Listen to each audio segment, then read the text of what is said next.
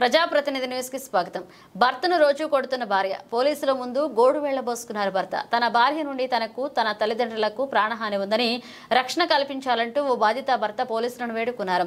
పెళ్లైనప్పటి నుండి తనను మానసికంగా శారీరకంగా హింసిస్తుందని బాధితుడు అల్వాల్ పోలీస్ స్టేషన్ ముందు ఆవేదన వ్యక్తం చేశాడు. ఒంటిపై భార్య చేసిన గాయాలను చూపిస్తూ మీడియాతో తన గోడును చెప్పుకున్నాడు. నా పేరు టెమూజీ అండి. నేను మల్లారెడ్డి కాలేజ్లో అసిస్టెంట్ ప్రొఫెసర్గా చేస్తున్నాను. మాది నేటివ్ ప్లేస్ అమలాపురం. నాకు రాజోల్ నుంచి గౌతమి అనే అమ్మాయితో వివాహం అయింది. అది 7 years బ్యాక్ అయ్యింది.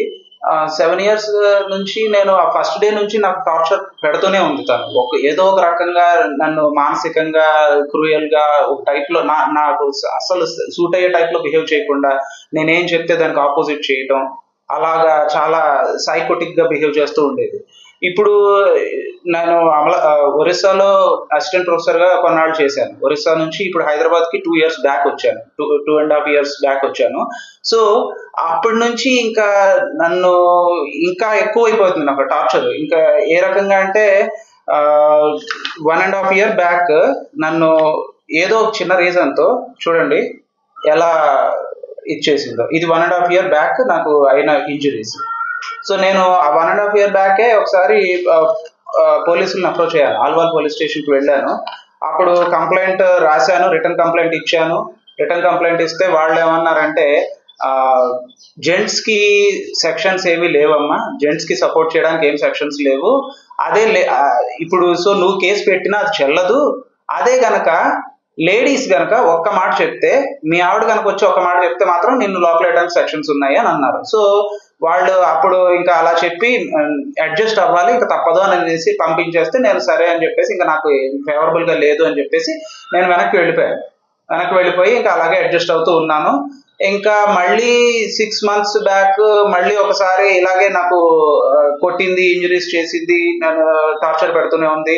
ప్లస్ మాకు ఒక బాబు ఉన్నాడు.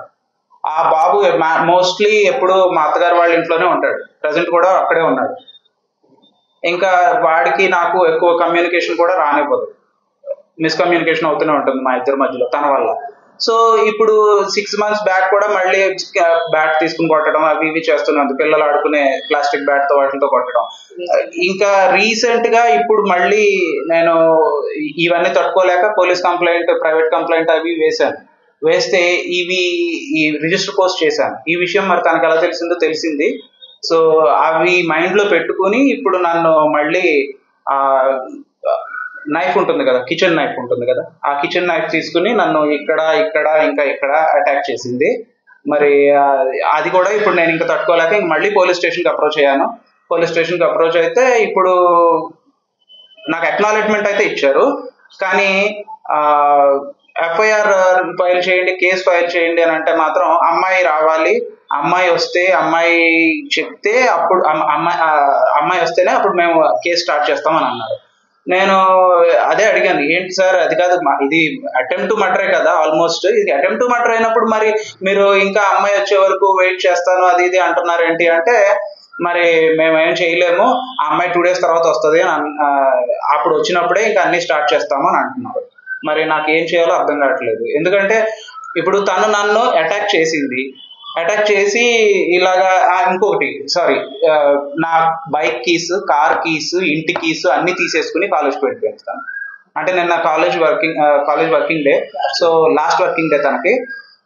సో తను అలా వెళ్ళిపోయి కీస్ తీసుకుని వెళ్ళిపోయింది. ఇంకా నేను నువ్వు బయటకు ఎలా వెళ్తావో చూస్తాను అది ఇది అంటుంది. పైగా మొన్న ఏమన్నదంటే, సండే నీ సంగతి చూస్తాను, మా పెద్దవాళ్ళు వస్తున్నారు, వీళ్ళు వస్తున్నారు, నేను పిలిపిస్తున్నాను మనుషుల్ని, సో నీ సంగతి తేల్చేస్తాను సండే అన్నట్లు మాట్లాడింది.